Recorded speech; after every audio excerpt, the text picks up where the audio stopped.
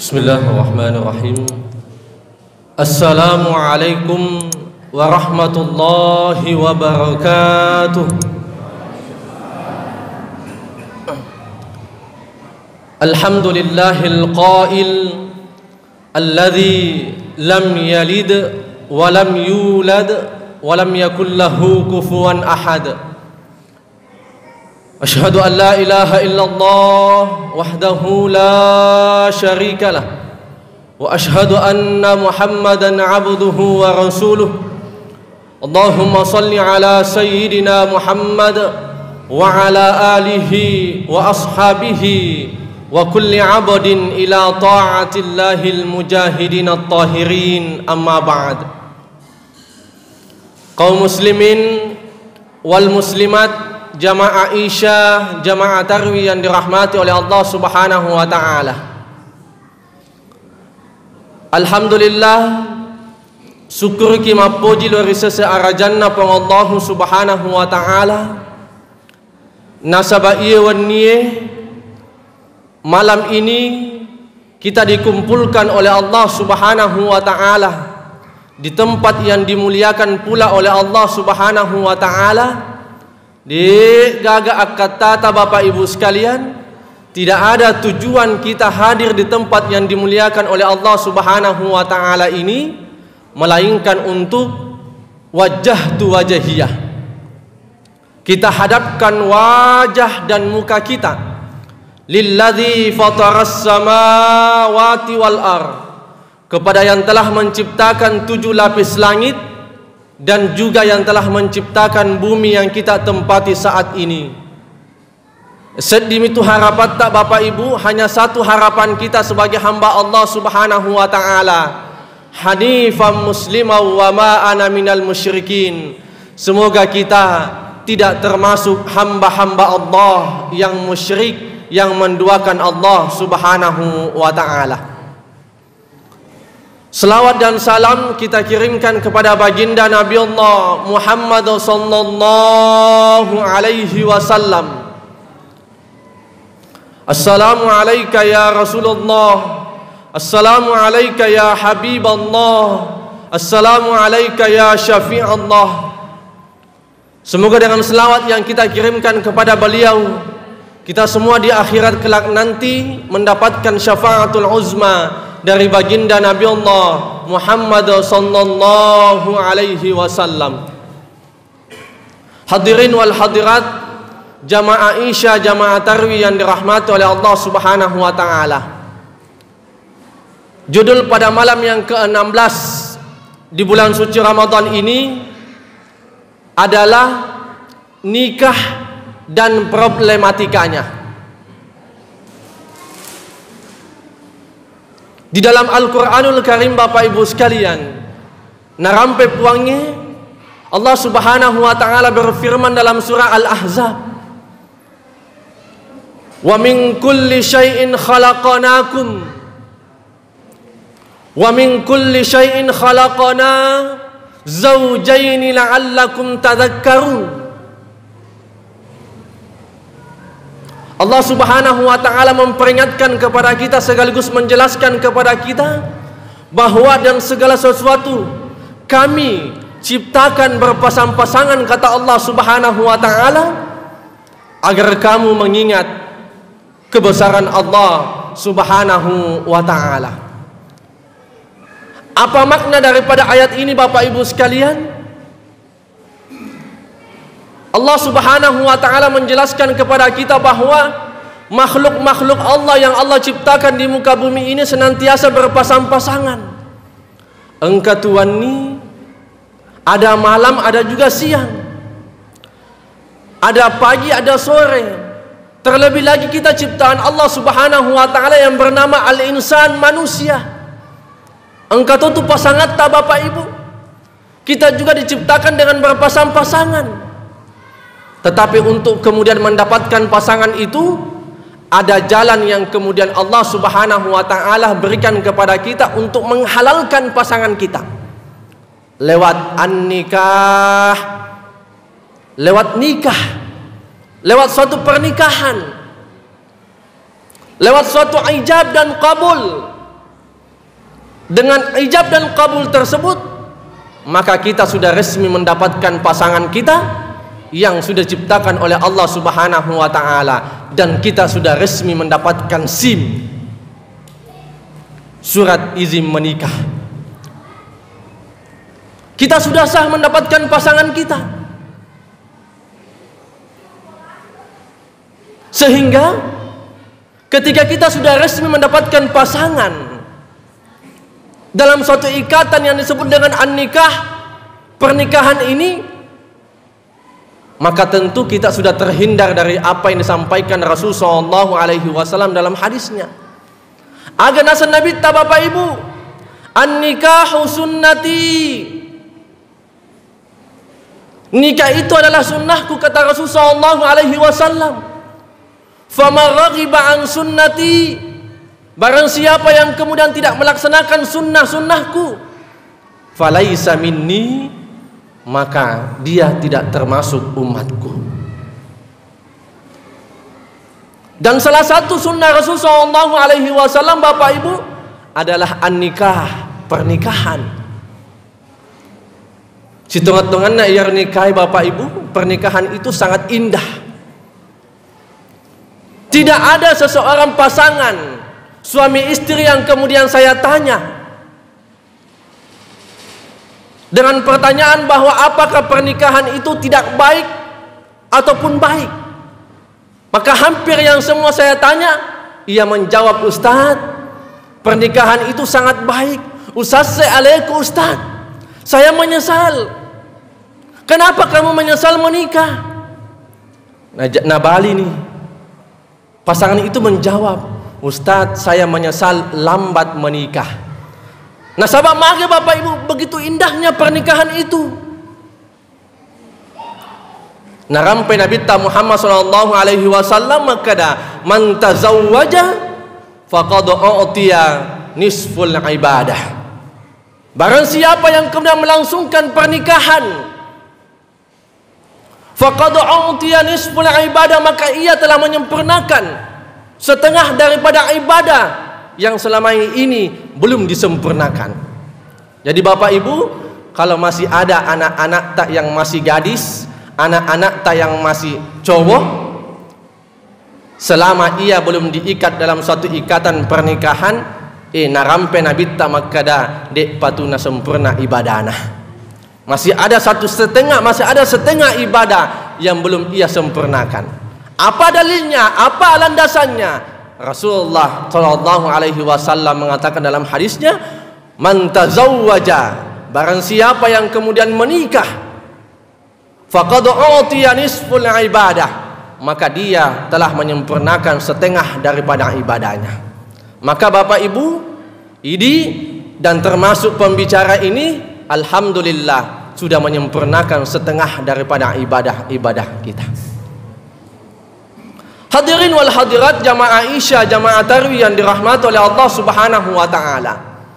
Akan tetapi Bapak Ibu, kalau kita ingin menikah, ya reko engka anak tak makun rai cewek mopah, ada anak tak laki-laki masih cowok, ada yang kemudian gambaran yang Rasulullah SAW sampaikan kepada kita. Maka daya umatku, wahai umatku, tunkihul mar'atu li arba'atin, nikahilah perempuan itu dengan 4 hal. Jadi kok engkau anak tak kalau Bapak Ibu eta pasangi papasan Nabi Muhammad SAW tasapakangi aga napasakangi Nabi Muhammad SAW, maka tunkihul mar'atu li arba'atin, nikahilah wanita itu dengan 4 hal, 4 kriteria. Apa yang pertama kata baginda Nabi Allah Muhammad SAW? Limaliha, nasabak waramparannah. Yang kedua Bapak Ibu sekalian, wali hasabiha, nasabak keturunannah. Yang ketiga kata baginda Nabi Allah Muhammad SAW, apa yang kemudian kita harus lakukan untuk kemudian mencari perempuan itu dengan sebaik-baiknya, yakni wali jamaliha, nasabah kecantikanlah. Yang keempat, kata Rasulullah SAW, wali diniha, karena agamanya. Hadirin wal hadirat jamaah Isya, jamaah Tarawih yang dirahmati oleh Allah Subhanahu wa taala. Akan tetapi Bapak Ibu detona cedde idi rupa tawe. Salah menafsirkan, salah kemudian memaknai hadis Nabi sallallahu alaihi wasallam kepada ustaz. Engkau tu je bapa saya Nabi tamak kepada nikahilah perempuan karena 4 hal. Salah satunya yang saya pilih ustaz lidiniha limaliha, karena hartanya.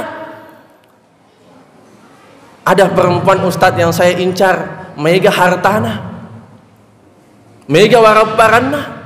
Kan anjuran Rasulullah, carilah perempuan, nikahilah perempuan karena limaliha, karena hartanya. Betul Bapak Ibu? Kau engkau matu anak takal lolo, yarga makun rai mopa, cewek mopa. Anjuran Rasulullah limaliha, karena hartanya. Tetapi jangan hanya fokus di situ Bapak Ibu sekalian. Ajak tosi makada, weh mega waraparana. Itu minanti menantu saya. Ya narmana tuku. Mohon maaf Bapak Ibu sekalian, ketika kita melihat dan merilis data yang ada di Kementerian di Pengadilan Agama Kota Parepare tahun 2021, sedikit saya menyampaikan fakta dan data ini.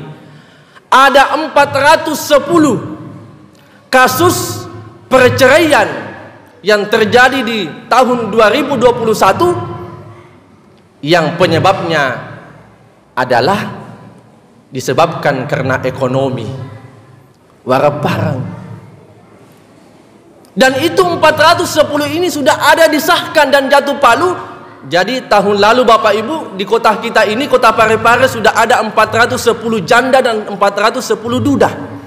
Ini sesuai dengan fakta yang kita lihat di website Pengadilan Agama Kota Parepare. Saya tidak tahu sampai bulan 4 ini berapa lagi perkembangan data yang kemudian dirilis oleh Pengadilan Agama. Ini buktinya Bapak Ibu sekalian bahwa harta tidak menjamin ketika kita ingin melangsungkan suatu pernikahan.